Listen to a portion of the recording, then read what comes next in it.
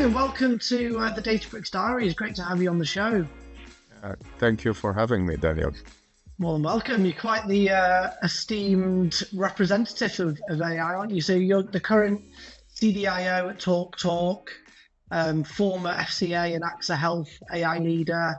You're the winner of the Artificial Intelligence Apprentice of the Year award. I think you're also Data IQ 100 nominated as well. So absolutely, it has been a very exciting journey. Daniel, I will touch upon some of those different skill sets which I gained through all the different experience, such as how can we focus on the value that our AI is driving, or how can we mitigate and manage the risks associated with the solutions that we are developing, but equally well, how can we serve the customer? So that blend of worked in various different financial sector, working at the regulator and working at the front-facing aspect of a very fast-moving pace insurance where competition is rife, helped to shape me in understanding what is it that we need to do in order to deliver business value.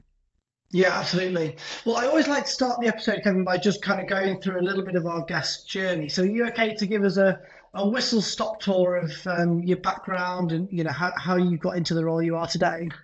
Absolutely. So I might have a bit of a different trajectory than other CDOs have, and know two people have gone to their place following the same path. That's the beauty about our roles. In terms of what shaped me in becoming the individual that I am in terms of a career, I look back at starting my financial career sector as equity analyst. So I've got a background in math, statistics, and chemical engineering, as well as finance. So I started my background as an equity analyst, and that really helped me to focus on what are the business drivers, what are the drivers for revenue, drivers for cost, and what does it mean for a project, a company to be profitable. So those skill sets really served me well at the time. You mentioned that I worked at different regulators. So I worked at the Bank of England, FCA, and European Central Bank, so 3 different regulators. And again, it really helped me to understand the risk side of the aspect. So when you develop projects, it's not just about the revenue and the profitability, but how can you manage the risk, which is an important aspect, as well as we are moving into agentic AI and in that space. Had a stint at AXA as well, where I was heading the health data teams in there.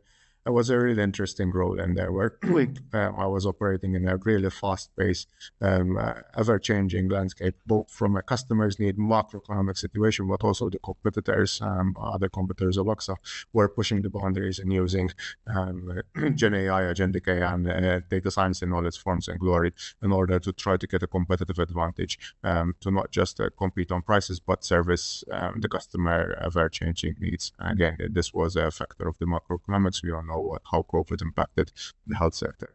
So a different blend of skill set, as I mentioned, that now I'm bringing to the table here at TalkTalk as a holistic, I'm one person, holistic view, and that different aspect of focus on the volume, focus on why does it matter, focus on the risk, how can we manage the risk, but equally well, how can we deliver the services that our customers and clients need. So that trio combination is very valuable and help us to deliver what we need.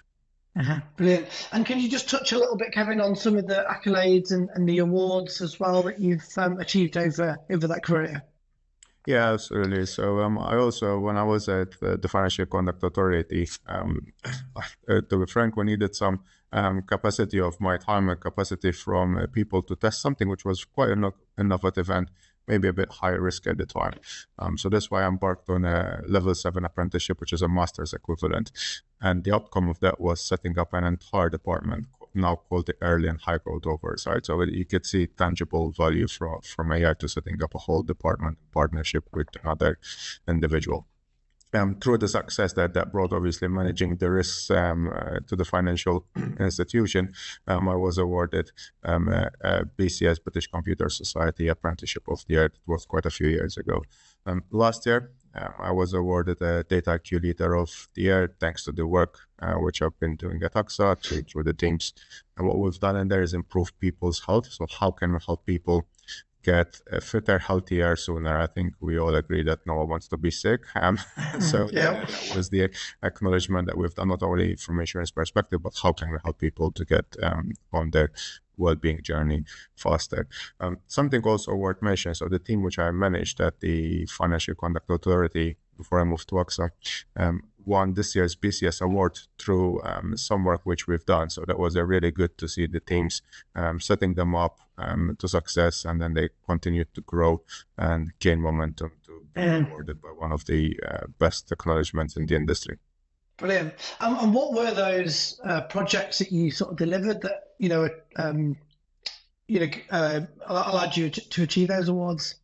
Yeah, absolutely. So at the FCA, that was the business problem that we had at the time is the Financial Conduct Authority have north of 56,000 firms to regulate, and identifying and regulating the risks within 56,000 firms need more than an army of people. So it's quite an operation dense aspect. So the algorithms which we developed at the time was how can you identify which firms are problematic and what are the problems with the firms.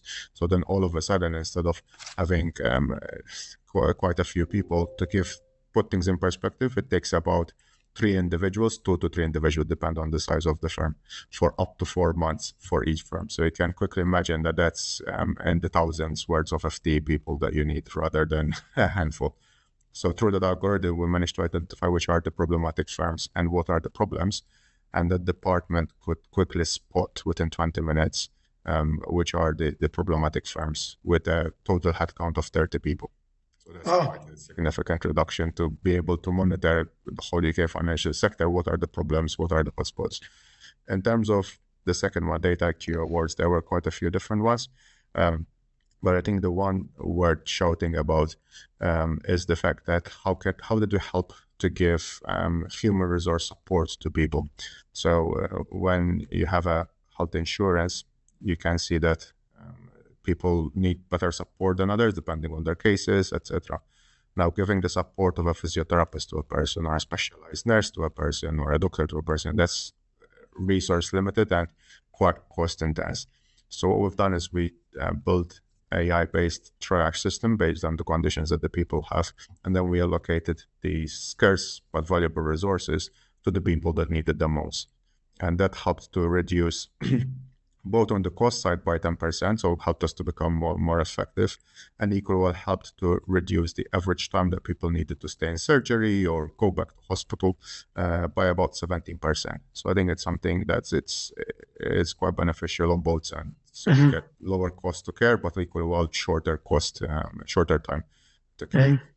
In terms of the third award, which I mentioned, the teams went to win after I departed them. So we were building this algorithm where we needed to connect the whole UK financial sector to identify which are the scams, frauds. So scams and frauds are quite big at the moment.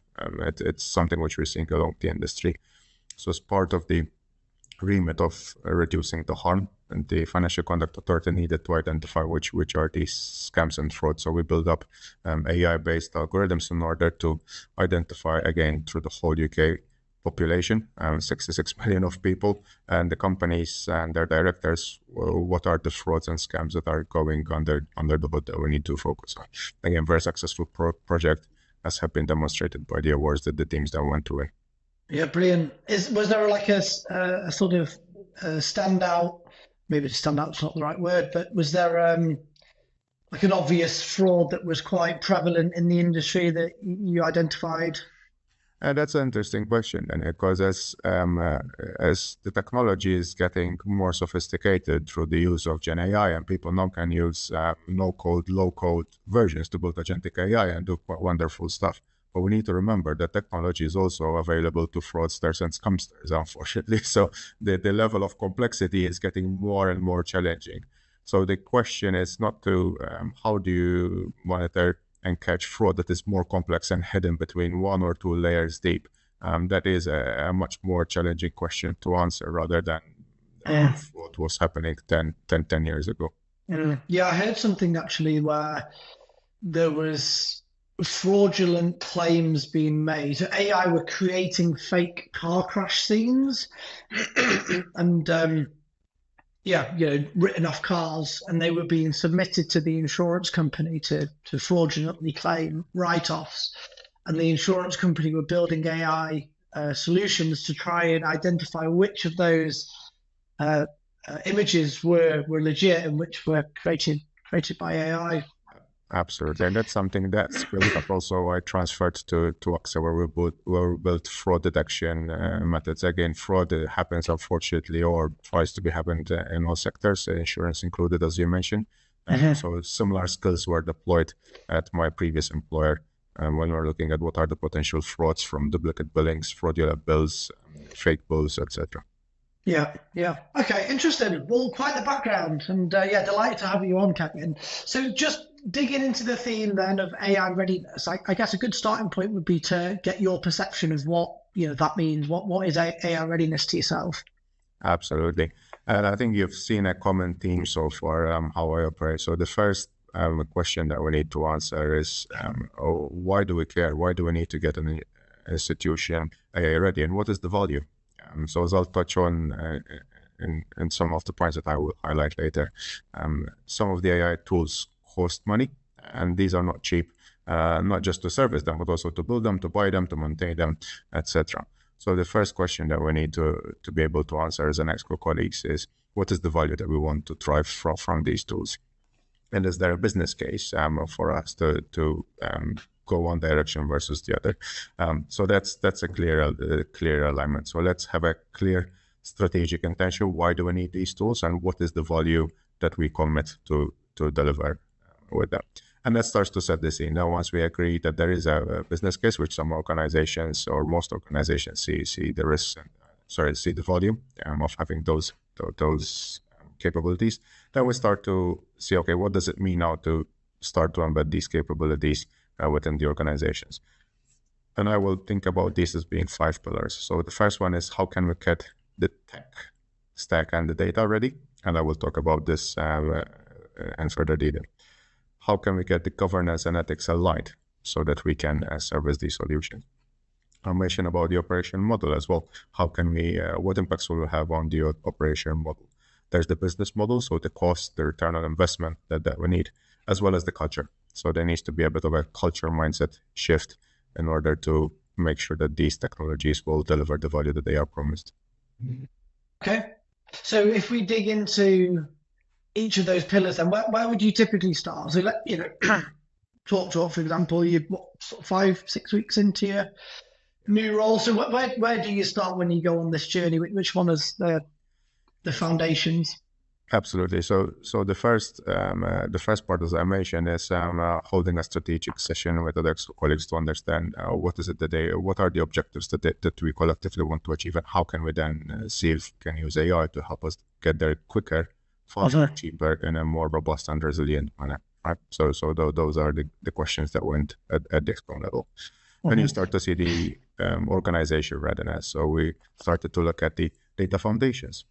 So do we have the right data in place? Is the data clean? Is the data mapped and available, easily accessible?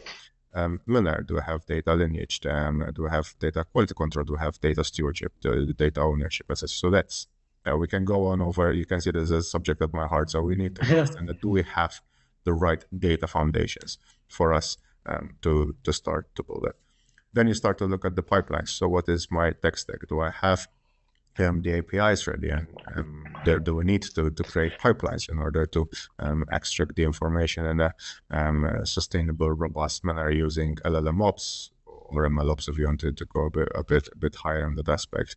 And then you start to move. That's a really good move into the governance, ethics, and InfoSec, if I can broaden that aspect. So what are the guardrails that we want to do, and what is the security checks that we want to do? So have our APIs been properly tested, and are we exposing data unknowingly to third parties that we shouldn't be? So that's why we start to work with our data protection officers and InfoSec colleagues to understand, do we have the right ethics and framework to make sure that the data is used within its intended purposes, we are not leaking or exposing our data to unnecessary risk, but equal, well, what are the guardrails that we want to put in terms of hallucination, in terms of bias, in terms of fairness, of model performance or agentic AI performance, if you want to go down that way.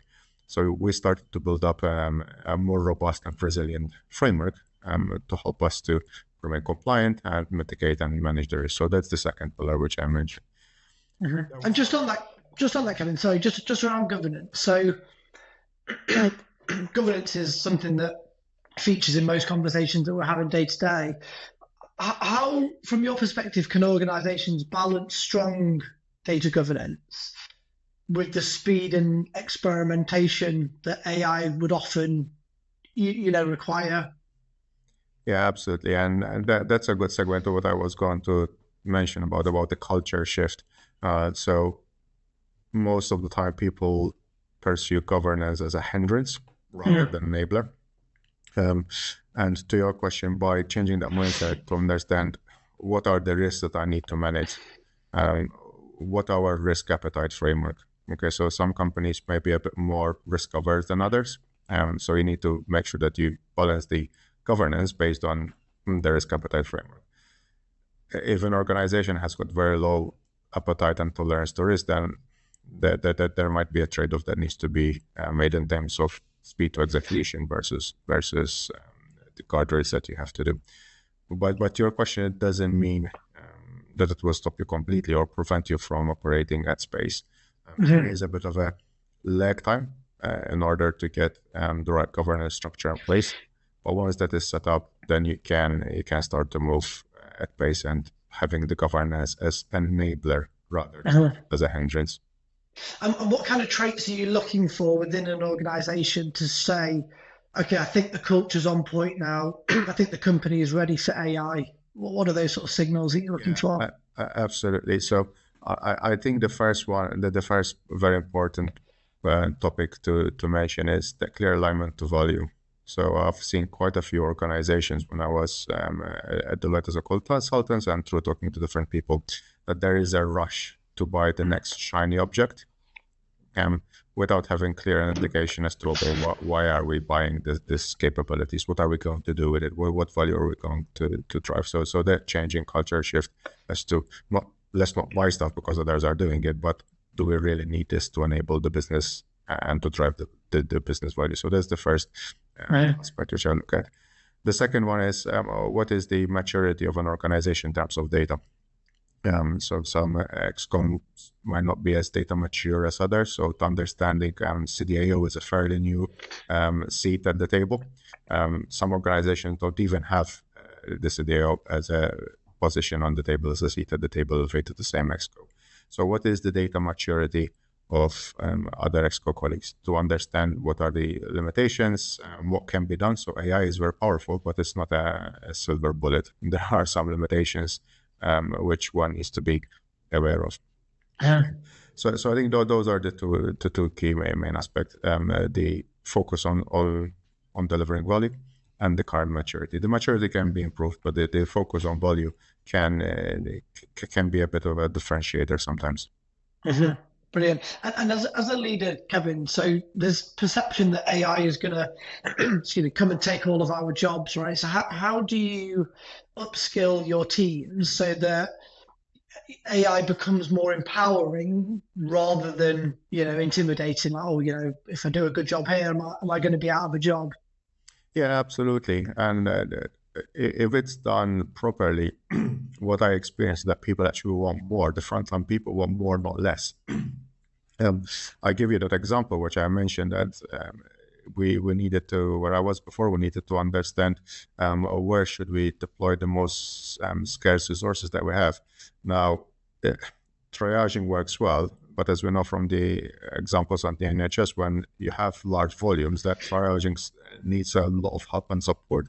And that's where we deployed AI, for example, to make the life of our frontline colleagues better and help them to accelerate some of the decision-making process that there were blockers. So other aspect which we've done again at AXA, which I'm sure a lot of people have done, call summarization. For example, when you've got a call front facing department, the time, typically what we found for when I was before, that the time taken to summarize a call, which is required for the records, was around between 20 minutes to half an hour. That was very boring. People didn't want to summarize code, but they had to. So through empowering the use of large language models, we managed to reduce the timeline down to 5 seconds. So all they had to do is scan read up to 200 or 300 words, depending on the call. And then say, yep, that sounds accurate of what I've been done, press save and job done. So when you identify some of these tools, and people will embrace it and they want more, not less. Okay, interesting. Yeah, that's a good way to approach. And then we talked about one of the pillars being the operating model. So when you're looking at an organization's operating model, excuse me, what sites are you seeing that tells you that it can support can support AI at scale? Yeah, absolutely. And it's when I look at the operating model, it's about taking projects from POC or inception all the way to productionizing. So are we ready to productionize what we found and the POC that we delivered into a large scale organization? How do we measure the impact as well? So is our operating model fit to be adaptable to make these improvements and deploy these agentic AI or Gen AI models which we have put in there? So has the structure been enabled in order to help us to do things differently? And where would you say, or where do you see companies most often getting stuck, when they're trying to move into that POC, piloting from that to real operational delivery? Where's the bottleneck? Yeah, so the reasons which we've seen is either that the value has not been clearly defined or clearly measured, and then you come to the point as to, so what, we've done all this work, we invested this money, then what changes is it going to make? So that value alignment and value measure is key. So that usually kills up quite a few POCs from what I've seen in other areas. In terms of scaling it up, and the different consultants and people have spoke about this openly, that there are costs associated from scaling up models from POC. We're not talking in the traditional AI models, but we're talking about the agentic AI models. So you start to think about the memory utilizations or the latency or the token consumption, or the pipelines that how do you service the MCP or agentic to agentic workflow, etc. So servicing these pipelines and the cost associated with them and some of the challenges that you face if you haven't built the tech stack properly, embedded that into the way that the organization works, you start to explore and be faced by these challenges later on. So that's why I said getting the foundations right from the start, both the tech stack will then pay dividends later on. And what are your sort of non-negotiables around, technology, data foundations? What must companies have in place before they invest into AI? Absolutely. So getting the foundations right is a must. If the foundations aren't right, the headaches that start to crop up later down the line, and the cost, the tech that can build up, and the cost to remediate the tech debt will be significant later on. So getting the foundations right is definitely a must. And then I'd say the second one is the culture.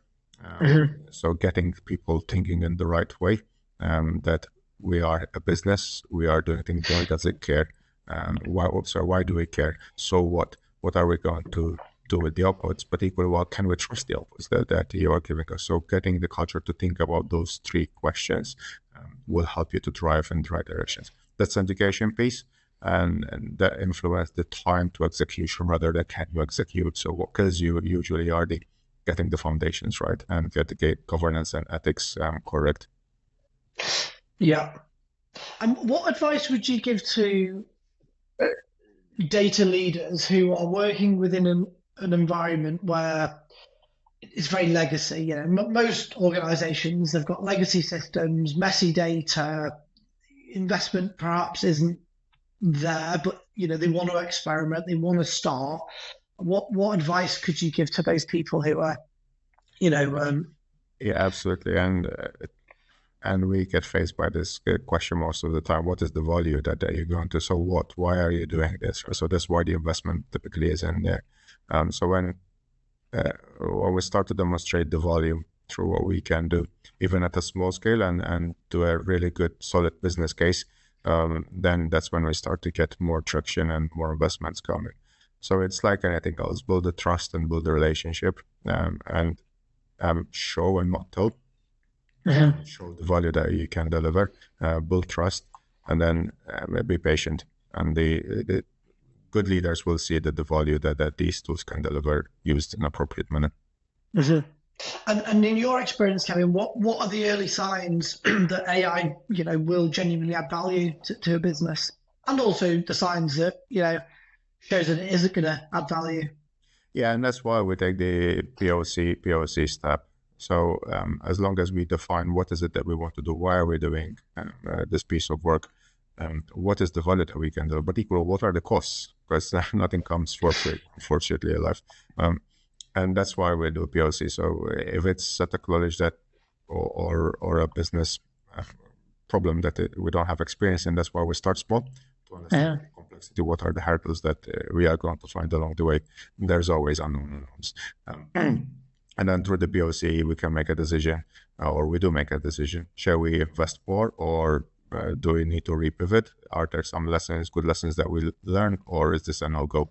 And then we need to learn the lessons and then move on. So that's why I would recommend to start small, start the POC, see where you go, and then scale it up or otherwise.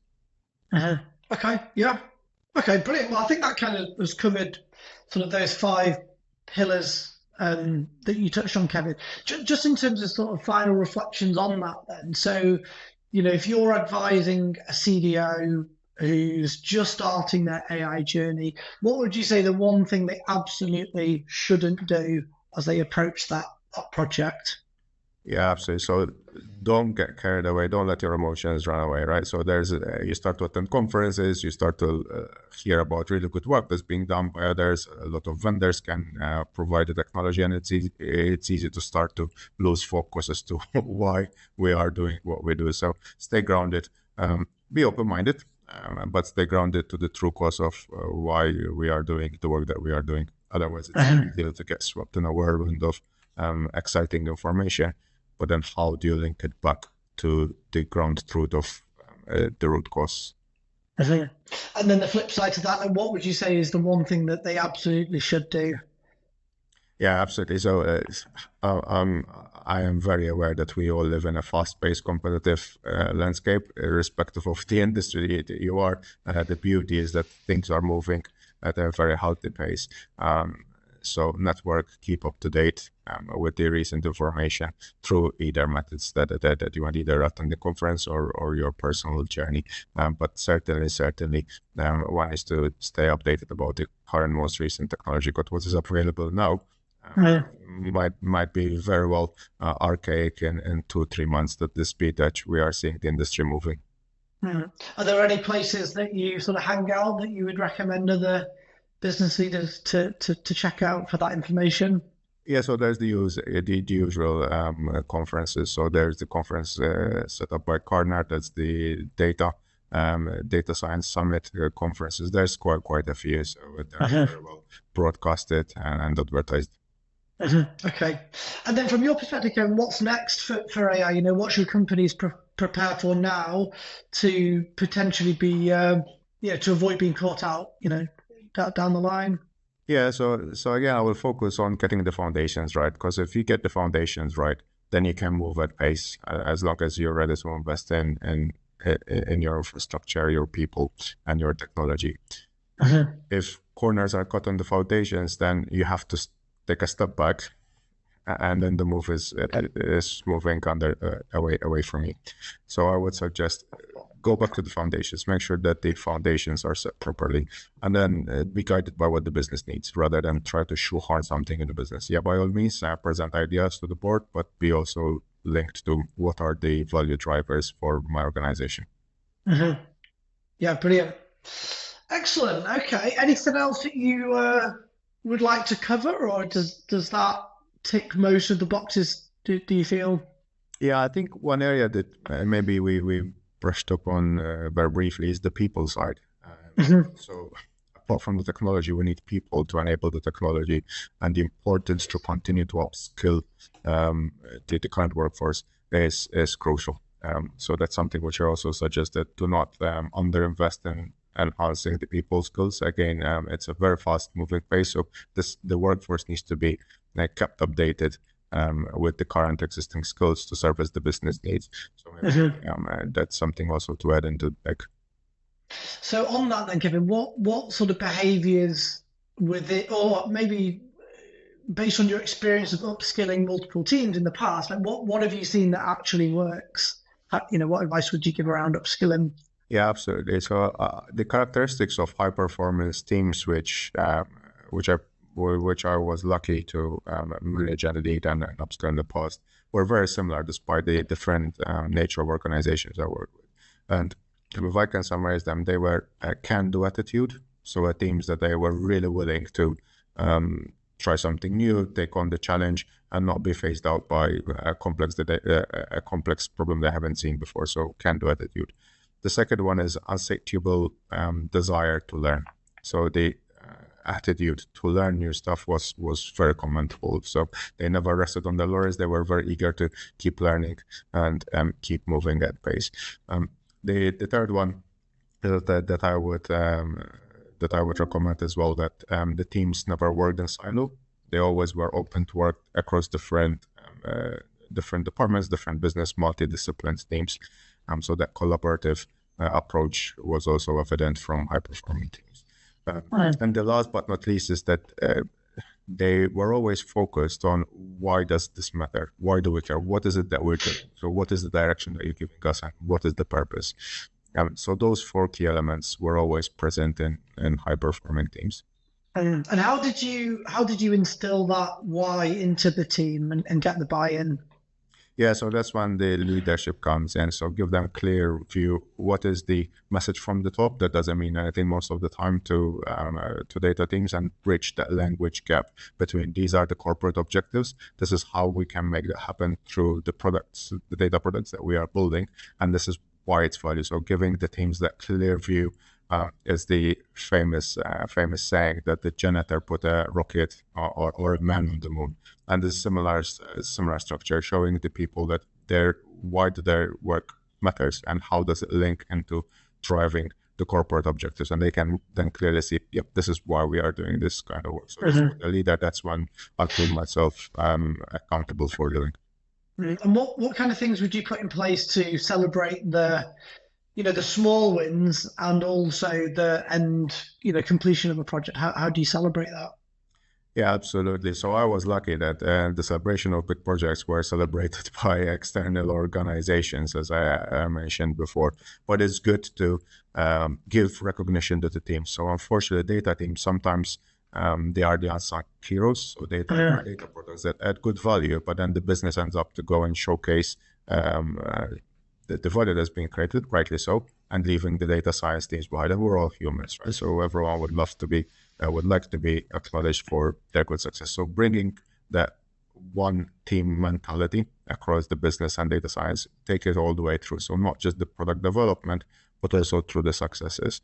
And equal sometimes giving data science teams a bit of production. So I'm a data scientist myself. I grew through the ranks. Sometimes when things go wrong, it's always easy to blame the data scientist. So as a leader, give that, flip it on 180, give the data science the recognition, but also give them some protection when things don't go as planned.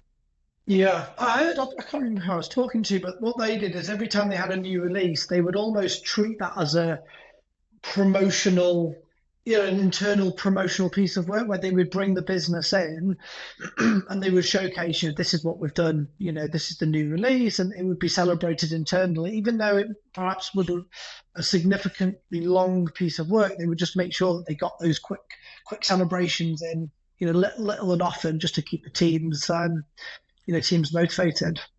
Absolutely, and when we work in an agile manner, that's not when we work in agile manner. The end of sprint demo, we always bring the business in to show what we've done, what we've delivered, And if we released a feature, we demo that to the business, so the business are very closely aligned. And that works both ways. It helps us to stay true to the course. So if business at some point say, I'm not so sure this is going to give me the value that I need, we're easy to fix that course. But equally well, as you rightly mentioned, Daniel, it gives the data science teams acknowledgement all the way through. And the partnership, it's not them and us. We're building this data product to serve the business, deliver value. Then we're to the end, when business start to celebrate the success, they bring the whole team with them as well. So make sure that the journey is traversed as one team rather than them and us. Yeah. And just as another question, slightly off piece, but as a data leader, how would you approach a situation where you've not got that executive buy-in? You want to do something, you can see the potential, you have resistance at the top. Like what could you do to? Yeah, so there's no quick and fast answer to that, but something which I've tried and worked good in the past is speak the language of other colleagues. So for example, if I need investment from my CFO colleagues, it seems less talking about how I'm going to build the model that doesn't speak his language. What the CFO will care about is what's the P&L impact. So speak the language equally well. If I'm talking to my chief operating officer, it seems as talking about the finance, although we all got finance to budget to manage. The chief operating officer's interests are related to how can we make operation more efficient, more resilient, more robust, to harm, to threats, etc. So speak the language of the followed C-suite colleagues. It's not easy because if you're dealing with 7 C-suite colleagues, you need to prepare 7 different pitches for the same product. So it's quite an exciting journey to go and never a dull moment. But the method which I approach is speak the language of the C-suite colleagues and show it from their lens. Yeah, it's great advice. Brilliant, Kevin. That's been really insightful. I think I think a lot of our listeners are going to take a lot of value from it, and you've been very open and transparent with your views. So yeah, thank you so much for your insights. Really appreciate you coming on, and good luck with everything that you're doing at TalkTalk. Sounds like there's a lot of work there for you to get your teeth stuck into as well. Absolutely, it's a very exciting journey, and I'm really pleased to be here as well. So thank you for the opportunity to share my insights with others in it. Thanks, Kevin. Cheers. Good day.